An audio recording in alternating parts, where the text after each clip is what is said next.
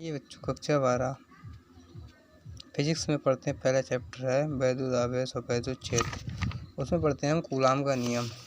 ये दो बिंदु आवेश है Q1 Q2। ऋणावेश है, एक धनावेश है। एक क्या है? ऋणावेश, ये धनावेश। आप जानते हैं जिससे माइनस चार्ज होगा वो ऋणावेश, ये प्लस चार्ज होगा धनावेश। दो बिंदु आवेश, एक बिंदु ये है, एक बिंदु ये है। दो बिंदु आवेश स्तर बिंदु आवेश के बीच कार्य करने वाला आकर्षण तथा प्रतिकर्षण बल।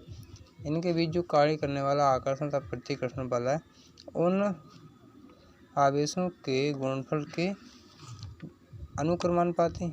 उन आवेशों के गुणनफल के क्या होता है? अनुक्रमानुपाती। उन आवेशों के बीच की दूरी के वर्ग के व्युत्क्रमानुपाती।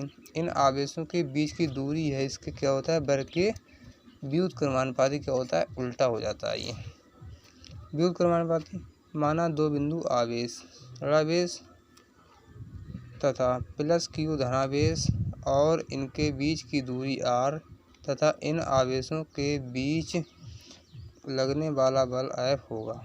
क्या होगा? F होगा। ये है, ये हमें देखिए, ये है यहाँ पर आवेशों के बीच कार्य करने, दो बिंदु आवेश हैं, ये एक है, ये है। इनके बीच कार्य करने वाला आकर्षण तथा प्रतिकर्षण बल, आकर्षण तथा प्रतिकर्षण बल, ये है बल के उन बल के गुणनफल के अनुक्रमानुपाती। इन बलों के गुणनफल के अनुक्रमान, दोनों गुणनफल हैं अनुक्रमानुपाती। ये डायरेक्टिव रूप से अनुक्रमानुपाती का हो गया। और आवेशों के बीच की दूरी के वर्ग के अनुक्रम, आवेशों के बीच की दूरी, आवेश ही है, इनकी दूरी के वर्ग के व्युत्क्रमानुपाती हो गया। समीकरण 1 व 2 से, समीकरण 1 ये हो गई, 1 2 हो गई। यहाँ से ये ले लिया हमने, ये यहाँ से ये हटा तो हमारा ये आ गया पूरा 1/4 इसे कहते हैं बिलोंग्स टू 0। ये एप्सिलॉन नॉट, ये बिलोंग, यदि देखो Q है हमारा, अगर इस पर ये लग गया 0, इसका मतलब हो गया नॉट। के बराबर 1 वायु तथा निर्वात में। देखिए ये हमने इतना, ये हमने क्यों लिखा है ये देखते हैं। न्यूटन का गुरुत्वाकर्षण नियम है, वो हमारा हाई स्कूल में भी है और फर्स्ट ईयर में भी है। तो इससे हमें ये याद हो, इसमें क्या है? देखिए इसमें क्या है? आवेश। इसमें क्या है? द्रव्यमान। इसमें ये सेम है, ये सेम है डायरेक्ट। इसमें G आता है तो इसमें 1/4 बिलोंग्स टू 0 आता है। ये लग गया, इसका मतलब 0। यह एप्सिलॉन नॉट। आपने विकृति पढ़ी होगी, विकृति फर्स्ट ईयर में, विकृति, तो उसमें इसको भी एप्सिलॉन कहते हैं। नॉट लग गया तो ये वैद्युत व निर्वात की वैद्युशीलता कहते हैं इसे, है। देखो निर्वात की वैद्युशीलता नॉट लगने पर। अब की बार में आपके लिए टॉपिक लेके आऊँगा निर्वात की वैद्युशीलता, ये आ गया। अब इसकी विमा बताता हूँ मैं आपको। देखिए ये हमारा सूत्र है, ये है। अब इसका मान क्या होता है? ये इसका मान ये होता है 9.0 × 10⁹ न्यूटन मीटर स्क्वायर प्रति कूलाम। तो ये हो गया। हमने इसकी ठिया पर ये है, इसका मान यहाँ रख दिया तो ये आ गया हमारा, ये आ गया।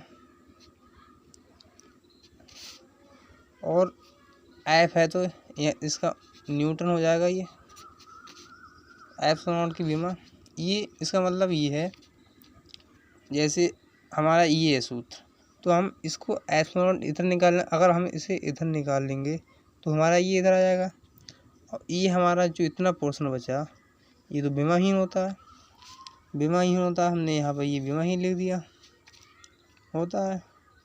ये हो गया Q और आप होता है IT।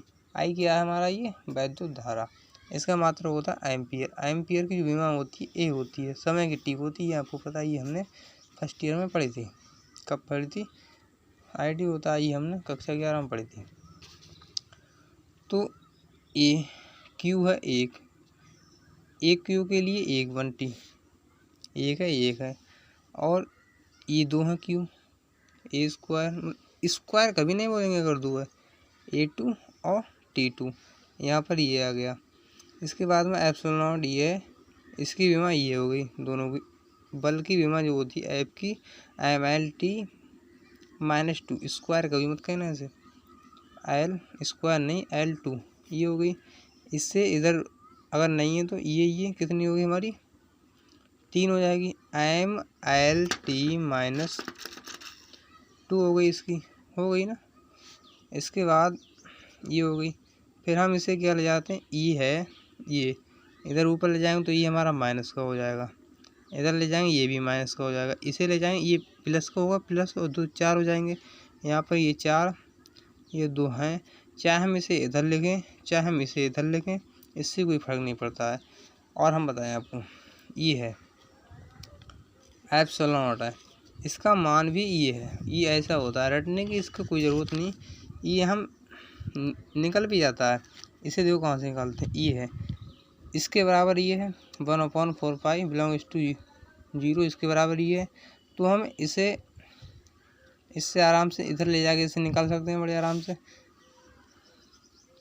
ये हमारा आज का कूलाम का नियम समाप्त होता है। अच्छे से मैं आशा करता हूँ आपको इसमें, देखिए ये है, इसका मान क्वेश्चनों में आता है, तो ये निकालना या याद करना, अगर 2-4 बार लिखोगे याद आराम से हो जाएगा बहुत अच्छे से। और इसकी बीमा है जो, ये कभी कभी ऑब्जेक्टिव टाइम में पेपर में पूछ लेता है हमसे, तो हमें इसे बता देनी। थैंक यू, धन्यवाद।